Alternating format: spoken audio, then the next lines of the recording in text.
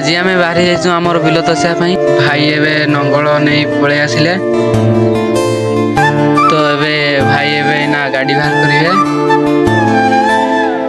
ତ ଭାଇ ବର୍ତ୍ତମାନ ଏବେ ଗାଡ଼ି ବାହାର କରିଛନ୍ତି, ତ ଟିକେ ଏଇନା ରଖିଦେବେ, ତାର ବୁଝାବୁଝି ଟିକେ କରିବୁ। ତ ଭାଇ ଏବେ ଦେଖୁଛନ୍ତି ଗାଡ଼ି ଠିକ୍ ଠାକ୍ କିଛି ଅଛି କି ନାହିଁ ଦେଖନ୍ତୁ। ତ ଭାଇ କହିଲେ ଠିକ୍ ଠାକ୍ ଅଛି, ତ ମୋତେ ଧରେଇ ଦେଲେ, ତ ମୁଁ ଟିକେ ହାଇ କରିଦେଲି। ତ ଏବେ ଆମେ ଗାଡ଼ି ନେଇକି ବାହାରିଲୁ ବିଲକୁ ତସିବା ପାଇଁ।